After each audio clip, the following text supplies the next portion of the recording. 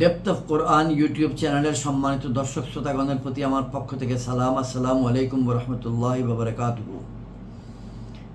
শুধুমাত্র মহান আল্লাহ রব্বুল আলমিনের সন্তুষ্টি অর্জনের লক্ষ্যেই পবিত্র কোরআন শরীফ তেলাওয়াত করা এবং তার অর্থ উপস্থাপন করা এই চ্যানেল দুটি ভাষ্যে বা দুটি ভাষায়, ইংরেজি এবং বাংলা ভাষ্যে আজকে 90তম পর্ব ইনশাআল্লাহ উপস্থাপন করব।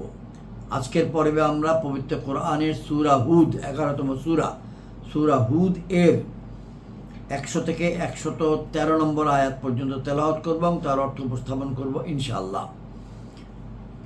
সূরা হুদের আলোচনা শুরু হয়েছিল 86তম পর্ব থেকে। এখন আমরা 90তম পর্বে আছি। 86তম পর্ব থেকে 90 এবং 91তম পর্বে ইনশাআল্লাহ শেষ হবে। সূরা হুদের পূর্বে যেটা ছিল সেটা হলো, যে সূরা ছিল সেটি হলো সূরা ইউনূস। গত 2-3টি সূরাতে আমরা তেলাওয়াত করেছি। আল্লাহ রাব্বুল আলামিন মুশরিক, কাফের, অবিশ্বাসী, বেঈমানদেরকে, ঈমানবিহীন ব্যক্তিদেরকে আহ্বান করছেন বারবার, এবং আল্লাহ রাব্বুল আলামিন উদাহরণ দিচ্ছেন একাধিক জায়গায় যে সকল কওম বা যে সকল সম্প্রদায় বা জাতি আল্লাহর সঙ্গে নাফরমানি করেছে, ঈমান আনে নাই, তাদের নিকট প্রেরিত নবী বা রসুলগণের সঙ্গে বেঈমানি করেছে, মুনাফিকি করেছে, তাদেরকে কষ্ট দিয়েছে। একদিকে আল্লাহ রাব্বুল আলামিনের পক্ষ থেকে দাওয়াতকারী নবী রসুলগণের ধৈর্য, নবী রসুলগণের পরিশ্রমের কথা এখানে উপস্থাপন করা হয়েছে। অপরদিকে যে সকল সম্প্রদায় সে কথাগুলো শোনেনি তাদের উপর অর্পিত শাস্তির কথা বলা হয়েছে। সূরা হুদেও আমরা আলোচনা করেছি নূহ আলাইহিস সালামের কথা, শুআয়ব আলাইহিস সালামের কথা, হুদ আলাইহিস সালামের কথা, লূত আলাইহিস সালামের কথা।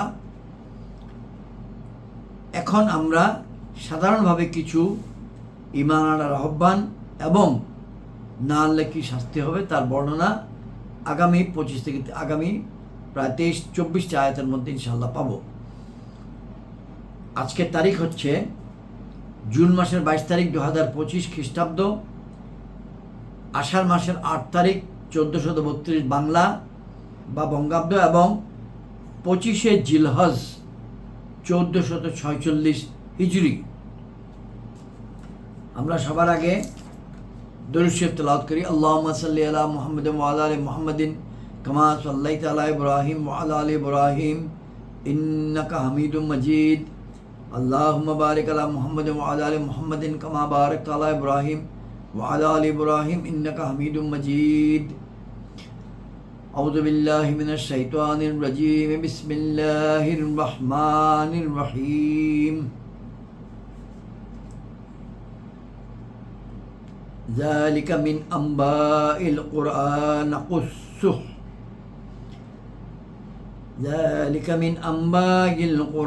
نقصه عليك منها قائم وحصيد وما ظلمناهم ولكن ظلموا أنفسهم فما أغنت عنهم آلهتهم التي يدعون من دون الله من شيء لما جاء أمر ربك وما زادوهم غير تتبيب وكذلك أخذ ربك إذا أخذ القرى وهي ظالمة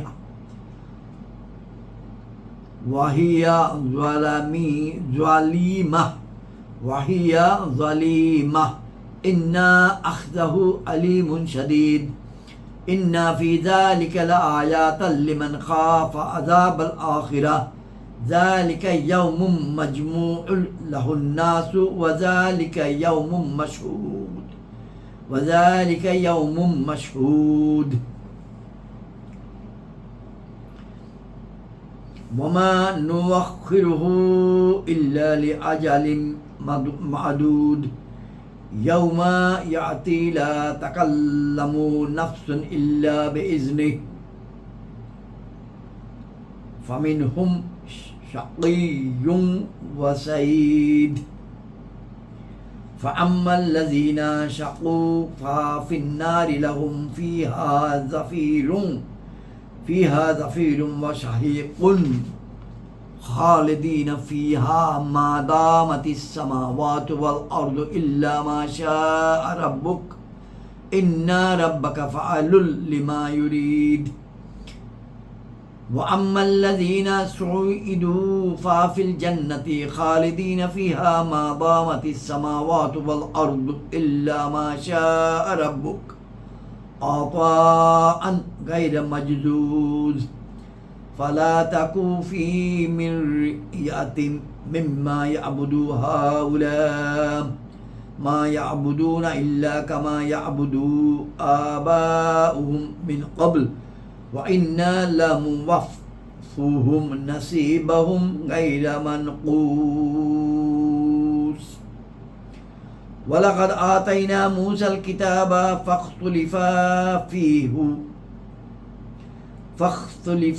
فيه ولقد آتينا موسى الكتاب فاختلف فيه ولولا كلمة سبقت من ربك لقضي بينهم وإنهم لفي شق منه مريب وإنا كلا لما ليوفينهم ربك أعمالهم إنه بما يعملون خبير فاستقم كما أمرت ومن تاب معك ولا تطغوا إنه بما تعملون بصير ولا تركنوا إلى الذين ظلموا فتمسكم النار وما لكم من دون الله من أولياء ثم لا تنصرون صدق الله العظيم وصدق رسوله النبي الكريم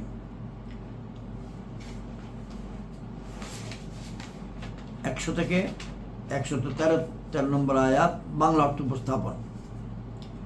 এ হচ্ছে বস্তিগুলোর সংবাদ যা আমি আপনাকে শোনাচ্ছি। সেগুলোর মধ্যে কতেক এখনো দণ্ডায়মান এবং কতেক নির্মূল হয়ে গেছে। অর্থাৎ ইতিপূর্বে আল্লাহ রাব্বুল আলামিন এই সূরার ইতিপূর্বেকার আয়াতগুলিতে যে বর্ণনা করেছেন, যে সকল সম্প্রদায়কে ধ্বংস করে দিয়েছেন, তাদের আবাসস্থল, তাদের নগর, তাদের গ্রাম অঞ্চল সব ধ্বংস হয়ে গেছে, সেখানে কোনো না কোনো বিল্ডিং বা দালান বা আবাসস্থলের চিহ্ন এখন আছে, আর কোনো কোনো জায়গায় নাই। এটা বলা হলো 101। এবং আমি তাদের প্রতি জুলুম করিনি, বরং তারা নিজেরাই নিজেদের প্রতি জুলুম করেছে। যেগুলোকে তারা আল্লাহ ব্যতীত পূজা করত তাদের কোনো কাজে আসে নাই যখন আপনার রবের নির্দেশ আসলো, আর ওইগুলোর কারণে তাদের ধ্বংস ব্যতীত অন্য কিছু বৃদ্ধি পায়নি। আয়াত 102। এবং অনুরূপই তোমার রবের পাকড়াও যখন বস্তিগুলোকে পাকড়াও করেন তাদের জুলমের কারণে, নিশ্চয়ই তার পাকড়াও বেদনাদায়ক, কঠিন। ইন্না আখযাহু আলীমুন শাদীদ, নিশ্চয়ই তাতে নিদর্শন রয়েছে তারই জন্য যে পরকালের শাস্তিকে ভয় করে। এটা ওই দিন যাতে সমস্ত মানুষ একত্রিত হবে এবং ওই দিন হাজির হবারই। 104। এবং আমি সেটাকে পেছনে হটাই না, কিন্তু গোনা কিছু সময়ের জন্য। যখন ওই দিন আসবে তখন আল্লাহর নির্দেশ ব্যতীত কেউ কথা বলবে না, অতঃপর তাদের মধ্যে কেউ হতভাগা এবং কেউ ভাগ্যবান। 106। অতঃপর ওই সব লোক যারা হতভাগা তারা তো দোজখের মধ্যে যাবে, তারা সেখানে গাধার মতো চিৎকার করবে। তারা সেখানে থাকবে যতদিন পর্যন্ত আসমান ও জমিন থাকবে, কিন্তু যতটুকু আপনার রব ইচ্ছা করেন। নিশ্চয়ই আপনার রব যখন যা চান করেন। 108 নম্বর আয়াত। এবং ওই সব লোক যারা ভাগ্যবান হয়েছে তারা জান্নাতের মধ্যে থাকবে, সর্বদা সেখানে থাকবে যতদিন পর্যন্ত আসমান ও জমিন থাকবে, কিন্তু যতটুকু আপনার রব ইচ্ছা করেন। এটা এমন এক দান যা কখনো শেষ হবে না। আয়াত 107-এ 6 এবং 7-এ বলা আছে যারা শাস্তি ভোগ করবে, দোজখে যাবে, আর 8-এ বলা আছে যারা ভাগ্যবান, যারা জান্নাতে থাকবে। 109 নম্বর আয়াত, আজকের তেলাওয়াতের শেষ আয়াত। সুতরাং হে শ্রোতা, ধোঁকায় পড়ো না তা দ্বারা যার এই কাফিরগণ পূজা করছে, অর্থাৎ কাফিরগণ যাদের পূজা করছে তাদের দ্বারা ধোঁকায় পড়ো না, তাদেরকে দেখে ধোঁকায় পড়ো না। এরা তেমনি পূজা করে যেমন পূর্বে তাদের পিতৃপুরুষরা পূজা করত, আর নিশ্চয়ই আমি তাদের অংশ তাদের পুরোপুরিভাবেই দেব, যাতে কম করা হবে না। আজকের আলোচনা 90তম পর্বে এখানেই শেষ। আসসালামু আলাইকুম ওয়া রাহমাতুল্লাহি ওয়া বারাকাতুহু।